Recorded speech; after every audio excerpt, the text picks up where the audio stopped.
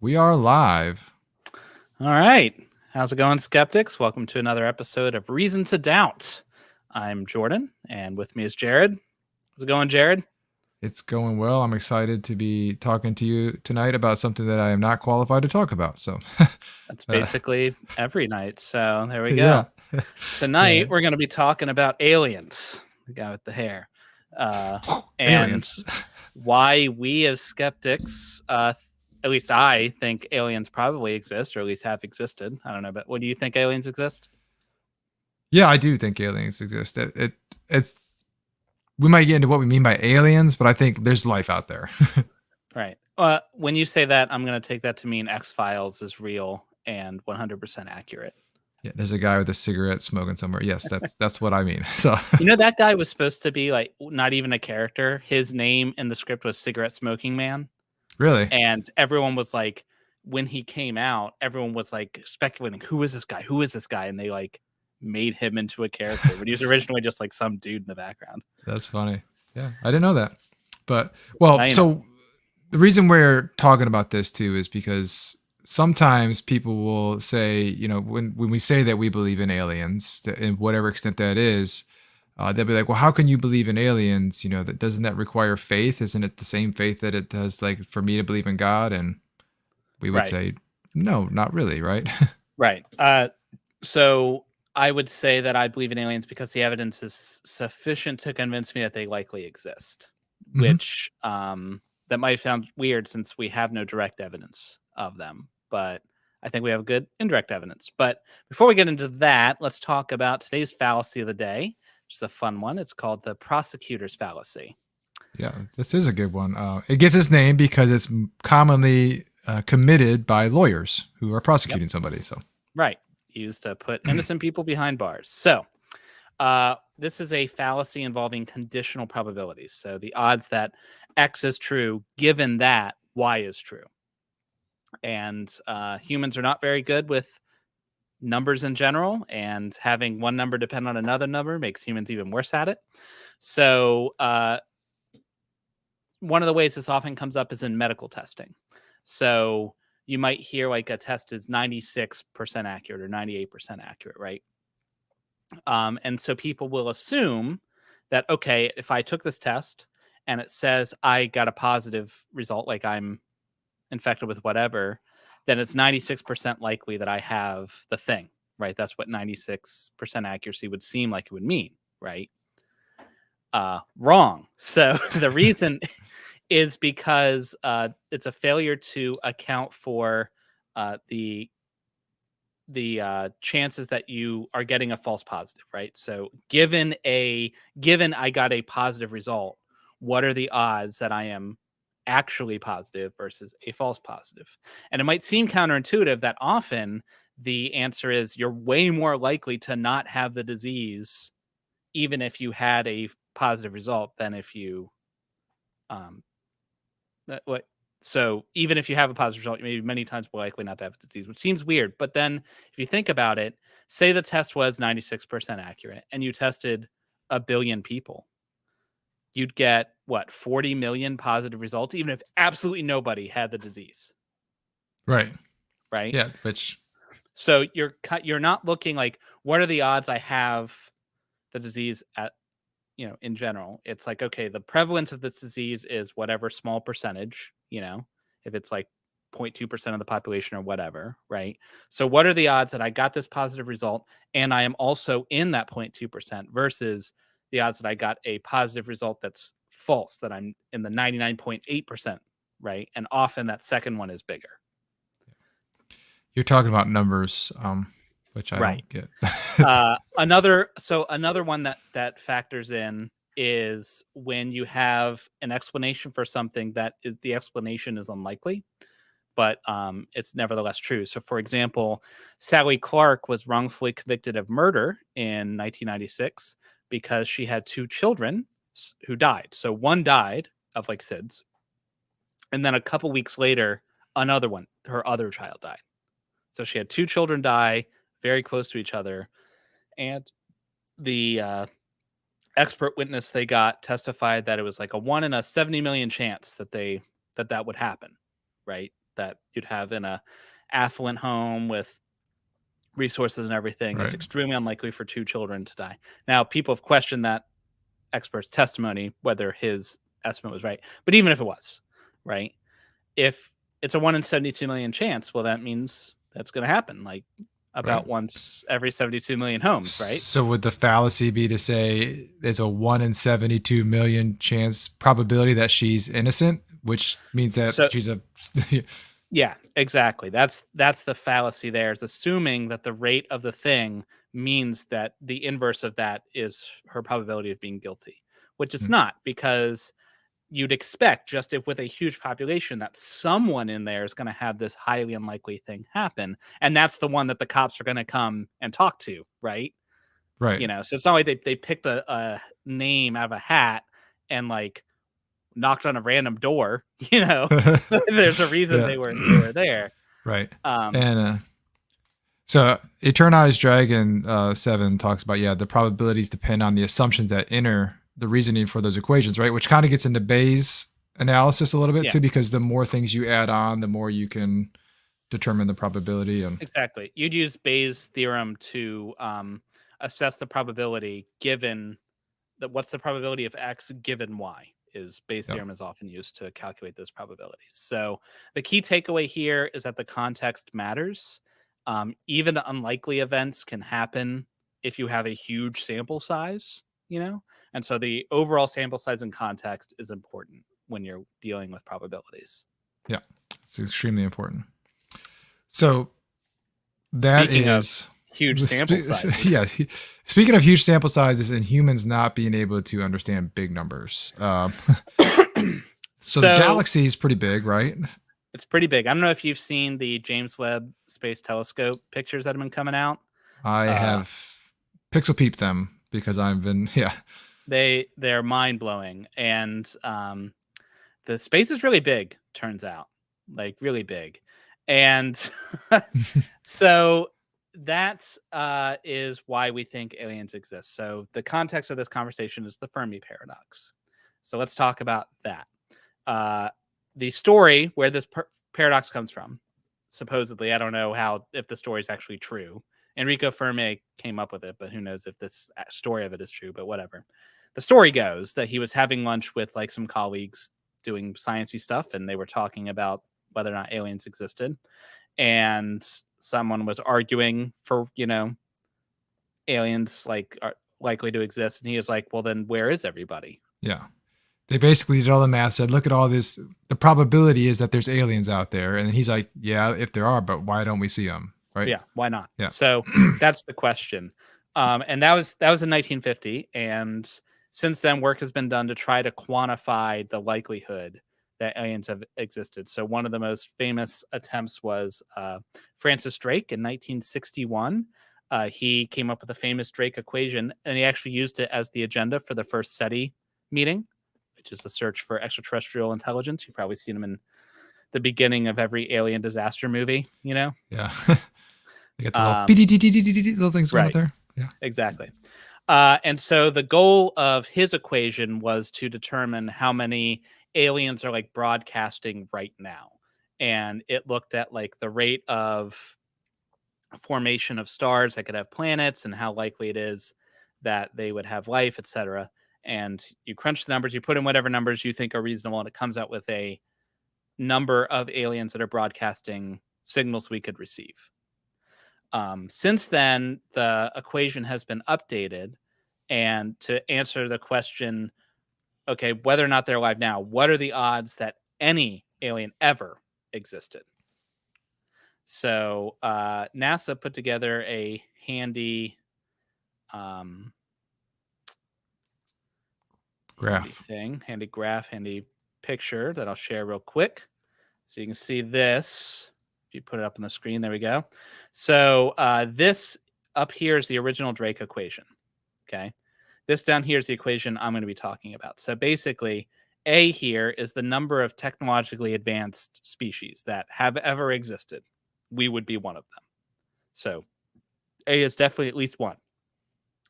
Then you've got N underscore AST. So that's the number of habitable planets in the area you're examining. So basically, like, how many stars are there? Of those stars, how many of them have planets? And of those planets, how many of them could conceivably have life? Because they're in the Right. habitable zone, meaning the distance from their star where they could have liquid water is usually how the habitable zone is defined. You could add other factors if you wanted, like it's the planet size or whatever factors you're going to deem to decide habitable. That's where you put it there. And then you multiply that by all of the biological factors. So what's the fraction of those that like are in the habitable zone on which like life actually shows up? And of the ones where life shows up, how many of them are how much of that life survives to become intelligent? And of the ones that become intelligent, how many survive to be like an advanced civilization that such that it fits whatever definition we're using. Mhm. Put those numbers in and you'll get a number out, which will be subjective and only as good as the numbers you put in. But recently, and I say recently, it's like 2016, there was a neat paper that was put together by Frank and Sullivan called A New Empirical Constraint on the Prevalence of Technological Species in the Universe, published in Astrobiology. And they had a really cool approach. They said, okay, when Drake put together his formula and they were originally kind of wrestling with the Fermi Paradox, we had never observed an exoplanet. We kind of assumed they were out there, right? But we'd never like actually Right. seen one. Well, now we have. Kepler, right? Yeah. So we've seen a lot of them. And so we have a lot better idea of like what are the odds that a planet could exist and be in the habitable zone and everything. And so we can update this with our new information. And so what they did was they used that information to look at the left-hand side of the equation, because we may not know very much about how life originates on a planet, so maybe that's real fuzzy. But we know a little bit more about we have a reasonably good idea of how many stars there are in the universe. And we have a decent idea based on our data so far how many of them have planets. Looks like almost all of them have a planet. And of those, how many are in the habitable zone? About 20% or so. If you want to include it being Earth size, then that would be like 6%, but whichever number you want to put in there. And then you do something really tricky. Like, okay, given that, what's the minimum value that the other term, the biological term, could have to get us at least one? So like what's the worst case scenario to have a universe that we produce a technological species? And that gives you like a lower bound on the likelihood. And so you can hypothesize from there, right? And so there's 2 to the 22nd, 2 times 10 to the 22nd power stars in the universe, in our observable universe, which is a lot of That's a stars. precise number. We counted all of them. Every single one. NASA has like named everyone. No, it usually whenever you're in this conversation, you have to. I think it's like a law that you have to relate it to grains of sand. So that's like about 10,000 stars for every grain of sand. Yeah. I think is the number I've seen thrown about. I don't also know how they know how many grains of sand there are. Whatever. It's a really big number, though, is the important thing. And so with that, if you just take the inverse of that, then the lower bound basically says that it has to be, in order for us to have an answer less than one. So basically, for no technological civilizations to exist, it would need to be those biological factors. So the factor of once you've got a planet in the habitable zone, the odds that life arises, that life becomes intelligent and lasts long enough to like reach the stars. It would have to be 2.5 times 10 to the negative 22, or in other words, 1 in 25 billion trillion. Whoa. So you have a billion trillions. That's the likelihood that we're talking here. If life developing is any more likely than that on an already habitable planet, then you will have more than one technologically advanced civilization in the history of the universe. Right. So that's an astronomical number. I think that's why we call them astronomical numbers, right? Literally astronomical. Yeah. So The number, so they also did the number for like our galaxy. So if you just looked at our galaxy, the odds, it would have to be worse than 1 in 100 billion for us to be alone in our galaxy, Yeah. which I've is seen still, I think, pretty conservative. Yeah, I've seen some. I don't remember what it was, but I saw some math that basically like they were 10,000 basically advanced civilizations in the Milky Way galaxy alone, based on like some of these math problems. But like that's still a lot, but it's not a lot when you consider how many. Well, yes and no. So, first of all, just as a disclaimer, with any of this, like, the garbage in, garbage out principle applies. Correct. Yeah. So when we're talking about life arising, it's all guesswork. So like, nobody can say we definitively have an answer. We can say, like these guys said, we have a lower bound. And given that lower bound, it sure seems likely, right? That's probably the best we can say. Right. Um, but if you take that number where there'd be 10,000 civilizations, right? Well, what percentage of them are going to grow beyond where we are? So this is where we're going to bring in the the Kardashev scale, which Yeah. you may have heard of if you've ever talked about the Fermi Paradox before. That has to do with like how much energy a civilization can harness. So a type 1 civilization can harness all of the power from their star, or from their planet rather, From their home planet. Yeah. from the home planet, the place they evolved. Uh, a type 2 can harness everything from their star, and a type 3 has access to all the power in the galaxy. Which is a lot. So I think Earth has been, they suggest, is about 0.7. So we're not quite at a type 1 civilization yet, but we're pretty darn close. So Yeah. So if, say, you took that 10,000 number and say that's accurate, there's 10,000 intelligent species that have popped up in the Milky Way. Even if it's like 1 in 1,000 make it to the, progress through the tiers, you'd expect several type 3 civilizations, galaxy spanning civilizations, to have existed. yeah. Right. And with that amount of power and energy and technology, I mean, the mind can't even comprehend what they might be able to accomplish, right? And so, yeah, so that's where the Fermi paradox comes in. If there are 10, 12, 20, however many galaxy spanning civilizations, well, where the heck are they? We are in the galaxy and we don't see them, Yeah. Like, Well, one of the why, things, not just like, why aren't we seeing like green little men, but why aren't we like seeing their radio chatter and the EM signals given off by their planet and stuff right? like that? Or the potential huge mega structures they're going to build. So like they may have like a super highway that like, cuts across the Milky Way, like the Autobahn or something like that, right? Like, but one of the things that I think is important to bring up in this, we haven't really talked about yet, is the concept of time and space time, right? So like our Earth is 4.5-ish billion years old. The galaxy's 13 point some billion years old, and it takes a couple billion for all this stuff to get together for stars. But you could potentially have planets that have been around for 8 billion years or more, right? So those like type 3 civilizations, that's where they would come along. They'd have to be on those planets that are older, Another right? civilization could have had billions of years of evolution head start on us, Right, yeah. And if you imagine, like, humans have been around for what, 200,000 years ish, and most of our technological advancement has happened in the last like 200 years. If you want to be maybe 500, whatever, some number less than 1,000, you Yeah. know. Look, so it's hard to fathom what could happen with Right. a billion years of evolution. Try to apply Moore's law into a billion years. Right. And so at this point, I think we can answer why we think aliens probably exist, because it seems plausible Right. that the odds of a habitable planet having life is greater than 1 in a 25 billion trillion. Yeah. But I think for the same reason, that's why we'll never see them. Yeah.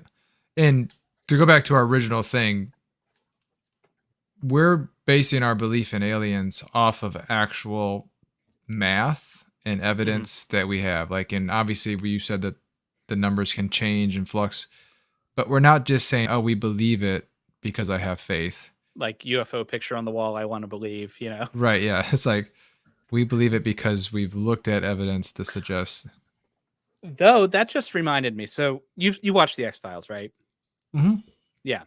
It's been a So while, but yes. right. So the X-Files, in case we have people who were born after the 90s, the X-Files was a show back when VCRs existed, and it had two FBI agents. One was Mulder, and he was the alien believing like woo guy, and It's- you had Scully, who She's was the the skeptic. right, the hard-nosed skeptic who was like put in the X-File division to rein Mulder in, right?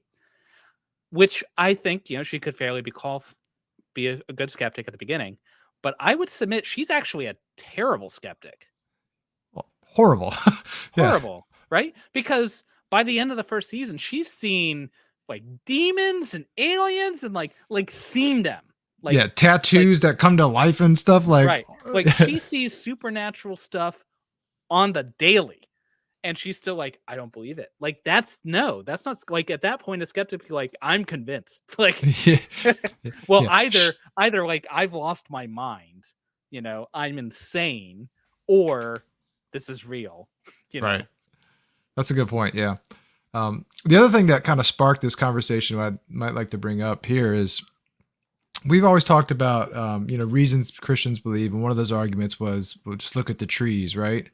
Yeah. So, and we talked about this when we were talking about the James Webb, and I was like, well, how is that any different from just look at the stars? Look at the stars. Just look at the stars, man. Like, for our reason for not believing, but maybe believing in aliens. But I think the difference is we've shown here, like, Well, the look at the trees argument for yeah, God is look at how magnificent this is. Doesn't it fill you with a sense of awe? Look at babies, it you has to be know, created, right? So, right.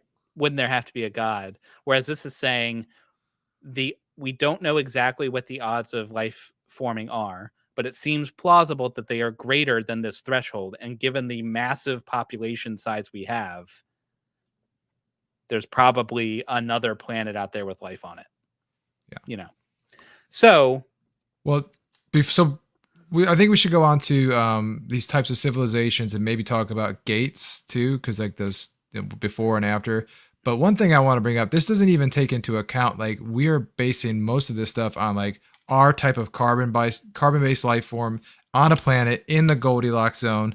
Like if you start to extrapolate out to silicon-based life forms or other kinds of life forms that don't need a Goldilocks planet, like the math goes yeah, skyrocket. Like life as we know it maybe can only exist under certain circumstances. Like that gets in the whole fine tuning argument, but like right. that still leaves a lot of real estate, Yeah. So, But but okay, so the Fermi paradox, where is everybody? If we've got aliens out there and it seems plausible that there should be these galaxy spanning civilizations, how come we don't see them? Right.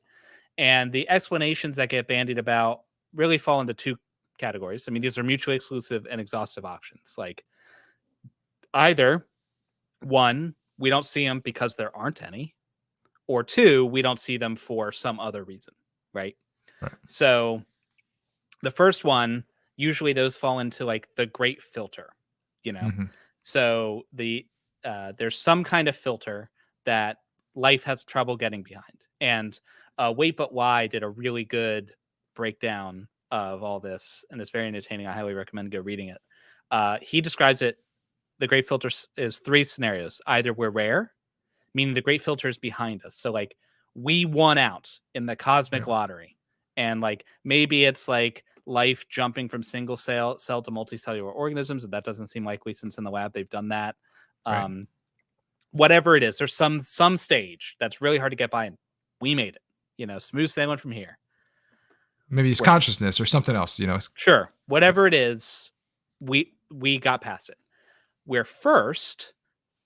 So maybe there isn't a great filter per se, or like maybe the great filter was like in the distant past, like maybe for some reason the universe wasn't hospitable for life because of gamma ray bursts, or maybe it required a certain amount of sun generations in order to have like the heavy metals, whatever, some reason. And so it's not that we're alone, it's just like we all kind of showed up at the same time, and maybe we're like at the head of the pack, Right. and nobody's quite gotten there yet. Or we're screwed because He the great uses filter, the F word. is ahead of us. We haven't gotten there yet, and we're probably not going to make it. Yeah. I think people like Elon Musk might ascribe to this one too. Like, like AI could be like the great filter. Like maybe you get to a point where civilization makes a technology that basically destroys it, like a doomsday Right. device or something like that. So, Though, if you're in a gray goo AI situation, like that's still a galaxy spanning like organism. Like I would think that AI would be even more likely to send out probes that we'd notice as it turned us into paperclips or whatever. yeah. Or as Lee says, maybe we're in a simulation. So if you haven't seen this episode, go back and check it out. But yeah, Yeah, we talked to, or sorry, I wish I'd been there. I think I sick. I think I yeah, was you sick. weren't you weren't yeah you weren't feeling well. So Yeah. Uh, uh, we mhm. talked to Jared about the simulation hypothesis, which I think a thing that convinces me the most that we might be living in a simulation is the fact that physics, once you get like below like the Newtonian level, looks so janky and like just slapped together. It's like we're getting down to the resolution of the program where the things don't work very well and there's a ton of bugs. So it's kind of like, you know, Yeah. yeah. Well. Mm. So yeah, so those are the three explanations there. Which one do you think is the most likely of those three? Well, so I don't think that we're alone because I've already stated that I think Mm. um there's other life out there. So I think we're the first. I think we've either we're the first or we are like right there with other civilizations and they haven't bridged that gap yet. So Like a Stellaris situation where all of the civilizations spawn at the same moment. exactly, like we're literally in a Sid Meier's game and they're like, go, like Yeah, yeah. ready, go. Yeah. So I I'm more in the other camp of the other group of explanations, which we'll get to in a second. But if I had to pick one of these, Right. I'd probably go with we're screwed. Because think that the mediocrity principle seems to apply in a lot of situations. When in doubt, assume you're mediocre, and you'll Hmm. probably be right. Like you're probably average. That's Yeah. that's how averages work, right? So Well, we're we're probably Americans, so we think we're special we're and worse than average in that. Yeah. yeah. Uh, uh, no, so like it seems like the one that would make us the least special would be the one where there is a great filter and we didn't make it, or have not hit it yet, so we're not going to make it. Though I think a case could be made for the great filter being behind us, and it's just like a selection bias. Like so the only creatures that are able to ask the question are the ones that have already passed it. And so, given the conditional probability that we are, given the fact that we are a conscious agent, maybe the probability of passing the great filter happens to be one. Yeah, I mean, there's some other suggestions too, right? Like, so I think this kind of goes into the you're screwed camp, but like maybe these type 3 civilizations like came to Earth, saw Earth, and were like, that Well, place sucks. that would be in the group 2 of the answers. So like so the group 2 answer, group 1 was we don't see any type 3 civs because there Because aren't there any. aren't any. Yeah. Okay. And here's why there might not be any. The group 2 is there are them and there's good reasons why we might not see them. So one of them is like you said, maybe they just came here like 100,000 years ago and some cavemen saw some weird alien crap but have no way to communicate it to us. I think that works, but it doesn't explain the like not seeing signals, Mm-hmm. Like, you know? Though the other explanation is like we're just not technologically advanced enough to detect their signals. So like we're kind of assuming that they'd use light to communicate like we use light to communicate, right? or they might use radios or something like that, right? Well, radio is light. Those are radio waves are photons. But like actual radios where they, hey, John Right. Eller. Yeah. Yeah. But us like looking at the light spectrum and saying, well, we don't see anything might be like a person walking into a office building with a walkie-talkie being like, well, nobody's using the walkie-talkie. Guess there's nobody here. And everyone's on Right. like a cell phone, Yeah. or probably more accurately, a ant like goes into a kitchen, detects no pheromone trails and decides, well, there's no life here. Yeah. I mean so the ant analogy, right? So like we could be ants to these other civilizations. Like they could Mhm. be further enough ahead of us that we just can't detect them or something. So Right. So it could be perhaps that like um we can't detect their signals because we just don't have the technology and the weird spooky physics, whatever they use to signal, right? So that's why we wouldn't detect them, and why we wouldn't see them. It could be that we're just completely insignificant, like you said, like, uh, and if it seems like it kind of rankles our pride, but if you imagine these are like galaxy spanning civilizations, like if when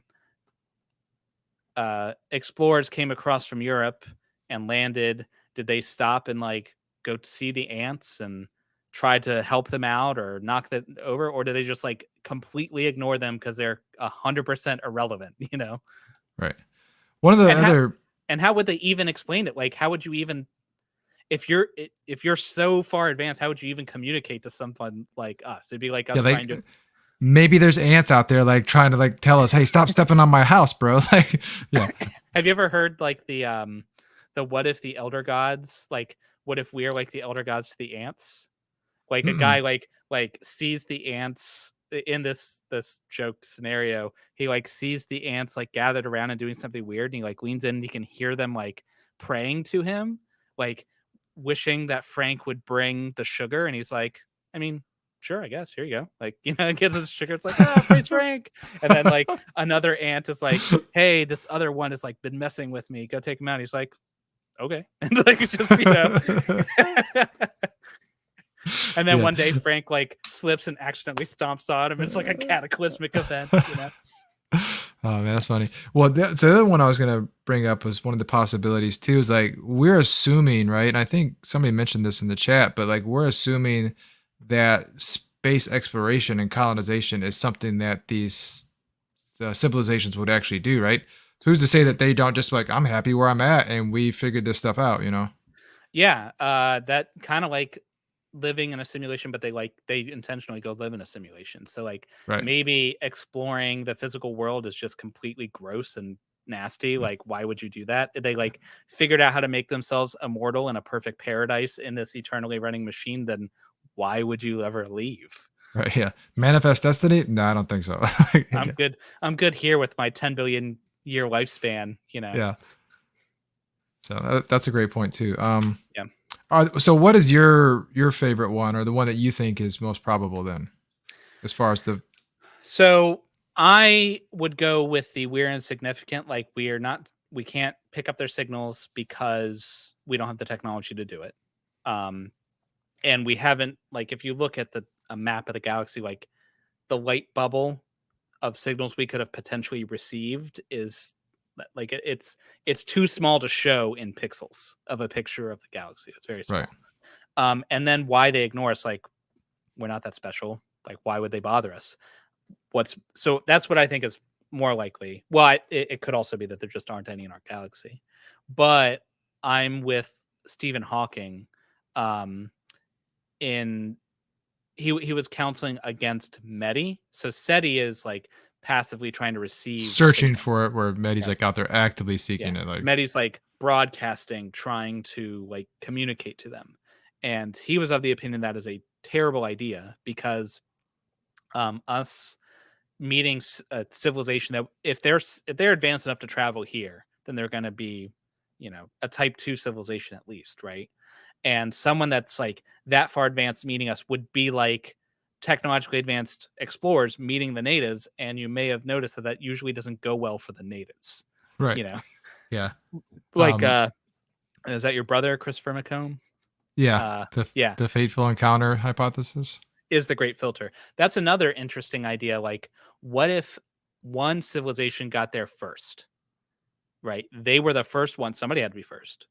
They were the first ones, and they're like a super predator civilization, like the Mass Effect scenario. They're the Reapers, and they like go around gobbling up civilizations that get advanced enough to challenge their power. So like we're beneath their notice now because we can't even leave our rock. So why bother with us? Or they've noticed us, but we're not a threat yet. Like, Yeah, yeah, exactly. Like we're on the radar, but the instant we like shoot a rocket out past our thing, the the monsters descend. it's like when you're playing Civilization, like, "Oh, I see what they're doing over there, but I got time to build up my super robot or whatever." Right. Like, yeah, Yeah. And yeah, it could, and on that, the speculation goes like, what if there are other civilizations and everyone else is just smart enough to shut the fuck up and like hide because they don't want to be noticed by this massive super predator Yeah. civilization, and we're over Yeah. here just like broadcasting everything into space, But that's a very so I've heard that one before from Hawking. It's a little doom and gloom for me, and I think it also kind of projects a very human centered kind of thing, like using like our what we've seen historically throughout human Mhm. history and projecting it on. Like I would hope that a civilization that is far more advanced than us had got past the point of like really mundane like moral ethical quandaries and like they figured that stuff out, like so That was Carl Sagan's stance, was that any civilization advanced enough to travel the stars would have moved past this like yeah. tribalistic thing. I would like that to be true, but I just can't make myself believe it. Like, how did we get? And granted, again, I'm looking like, but at us, but that's the only data set I have, right? Yeah, right. So, uh, like, how did we get to the top of the food chain? It wasn't by being nice. Humans got to the top of the food chain by murdering the ever loving hell out of everything else that stood in our way. Yeah. It Why wasn't are by we being the strongest or the fastest. Like no that yeah. why are we the only hominid that existed? Because we stabbed everyone else. Oh yeah, the Lee mentioned there the Bobiverse thing. If you want to pull that comment up, great book, great book. The Bobiverse. You've read this book? No, I have not. So Highly it's going on my recommend it. list.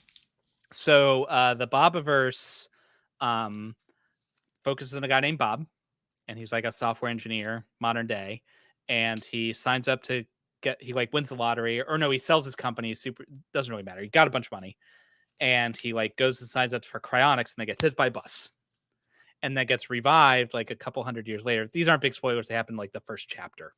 Okay. He gets revived, and he's an AI, and they want to turn him into a von Neumann probe. Which, if you don't know what a von Neumann probe is, basically it's a probe that's self-replicating. So the probe goes to a new star and builds more probes that then go to new stars, and they build more probes, and so it like exponentially explores the galaxy. Gotcha. So That's one of the ideas too of like galaxy spanning things, right? That goes into right. like why like if they had this technology, this should be possible. And I think they say you could 100,000 years cover the entire Milky Way galaxy with this kind of system. Or I forget the exact number, but it's like far less than the lifespan of planets. So like yeah. this hypothetical planet that like had 1 billion years of evolution on us has plenty of time to have von Neumann the entire galaxy if they Right. wanted to. I'll check that book out. But yeah, there's also a lot of really good stuff in the Bobiverse where they interact with like primitive species, like just getting to sapience, and that's an interesting thing.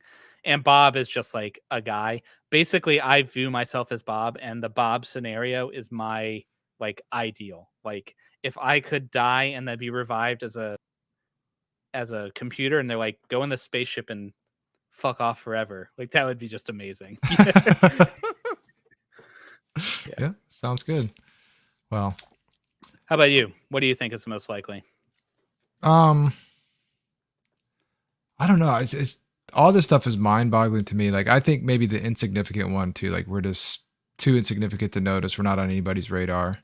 Or when they did notice us, we were even so insignificant that we didn't have the ability to actually document. So like perhaps somebody came and visited the planet when we were, a species that was just getting started or something, or before we even had a species, right? Like built some Stonehenges, put together some pyramids, yeah. Or they could have came here when it was dinosaurs. Like, oh, this planet is scary. I'm leaving. Like, yeah, that's true.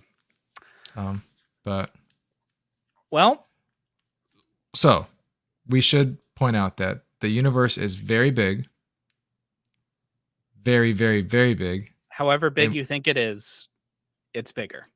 And we are very, very, very, very small. Interestingly, even if like we've just been talking about the visible universe, but under most cosmological models, the universe probably extends far beyond our visible universe. So, and as the expansion of space speeds up, like the number of stars in our visible universe will eventually fade away as it dilutes away. But like there's a ton more like space, there's a ton, even under like modest inflationary models, there's probably a lot more stuff beyond the portion that could reach us, in our light cone. Right. And so, like, that, even like if you're willing to expand your definition of universe to just be like the continuous region of space-time where our physics holds, then that could be several several times as much volume, which just makes the odds even more likely. Yeah. Well, I guess there's two ways to look at it, right? One way is that we are just insignificant little species on this insignificant planet in the middle of an insignificant galaxy, right? The other thing is like, this is pretty crazy that you and I get to sit on computers and talk about this stuff and hypothesize, and actually, that seems pretty special to me. I mean, yeah, it is. We are lucky to be living at a time, and just like human history, right? If you think about it, for the vast majority of human history, people had no idea why things happened, So like, we're among the first humans ever to be able to look at the universe and not like guess or wonder, but to know why things are happening. Like, the physics of our everyday life is solved. Like, all the physics that covers the things you do every day, when you drive your car or launch a spaceship or any of that stuff, that's solved. That's settled science. There's no questions. We understand that. It's just like, that's Newtonian physics and maybe some relativity.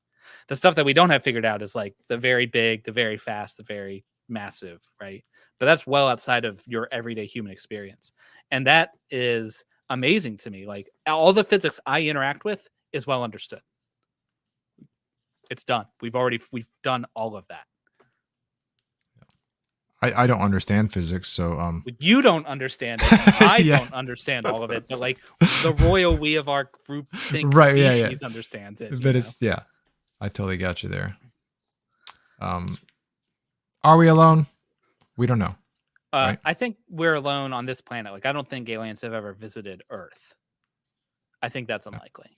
I don't think like alien abduction stories are real.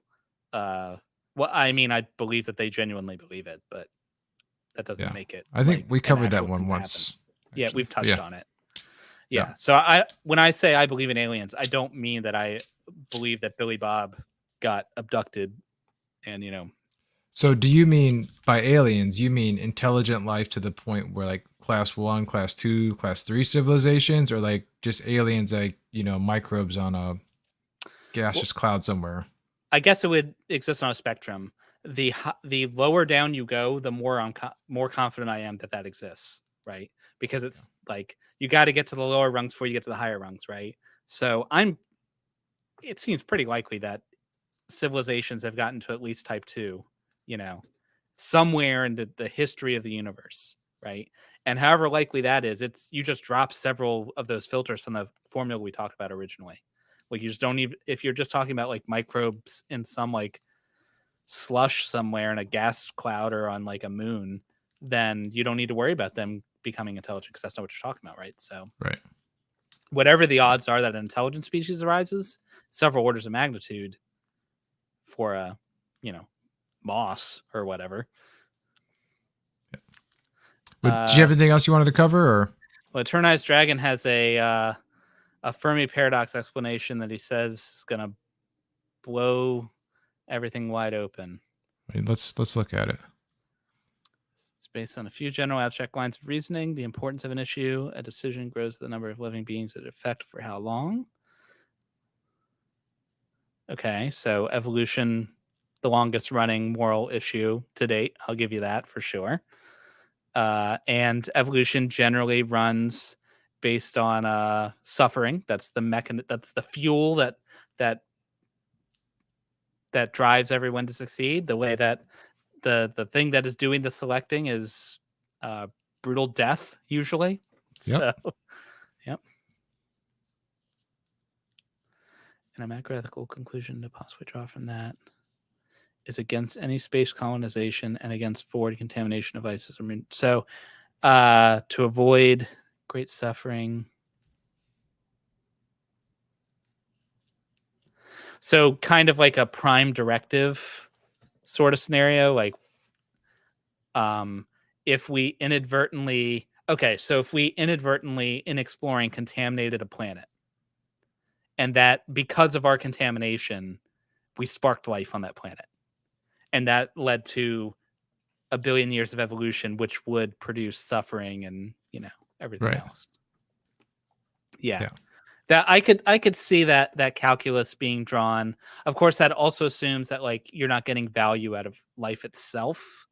Like, does life itself have value? And if so, is it enough to us? Like, is the existence of life an intrinsic good? And if so, is it good enough to outweigh the suffering that is required for life to exist? Well, you could just ask the Judeo-Christian God; he would tell you yes. So, I mean, yeah, you think that he could have done a better job. That's another thing, though. Like, it even under this prime directive hypothesis, I mean, that's only assuming that they see like life that more runs off of the evolutionary processes that created us. right, But there might be others. Right. there might be other ways to see life such that it's not necessary, such that natural selection doesn't have to be so brutal. I don't know. Yeah, that's a good point. But at the same time, if you can do that, if you have the technology to do that, you probably have the technology just to simulate it, and then you can completely control any suffering those simulated beings have. But then what if those simulated beings run simulations, and then we're back to the other episode? And that's why we're here. So, Yep. well, I really enjoyed this one. Always blows my mind, even just thinking about it, because it's very hard to grasp for me, just the sheer numbers, but then just like all the possibilities and the fact that it's not really solved. Like if you were to poll 20 different scientists in this field, like astrobiology and all that kind of stuff, like they would all give you different answers, right? Because it's so Yeah. I varied. mean, my wager would be that most would probably be in the life that's existed at some point somewhere Mhm. camp, but I doubt you'd get them to nail down any harder than that. Right. So But now I will say, if we were to find life on like Titan or something like that, like in our solar system, if we were to find life, particularly multicellular life, that would be really cool and really bad news for the Great Filter crowd, because that would show that the Great Filter is probably not something like the jump to multicellularity and stuff like that, right? Um, and if that's the case, that really narrows down the candidate Great Filters that we've passed. yeah. But I think it'd still be cool. I mean, it'd be cool. I mean, any kind of discovery of life other than us would be cool, in my opinion. I mean, no matter what happens to the species, my extinction horizon is like what, 50 years maybe? So screw it. I don't care. Whatever. My Great Filter is coming no matter what. So yeah. Well, maybe just a filter, not a great filter, but it's a filter for it's sure. pretty great to me. Yeah. Like, I'm super worried about it. I don't know about, do you not wake up at night filled with existential dread? Nope. No? Not at all. Just me then? Okay. So, well. All right. Well, thanks to those who jumped in the chat. Really appreciate it. If you wouldn't mind, if you could hit the little thumbs up button if you thought it was cool, or hit the thumbs down button if you didn't think it was cool. I don't know why you're still here if that's the case, but I mean, whatever. I don't know. Maybe hate listening to podcasts is your thing, in which case, rock on. I don't know. And leave a comment if you want us to talk about something. We're going to talk climate change, I think, coming up. Yep. Next episode we already did. That was Christian Nation. Is America a Christian nation?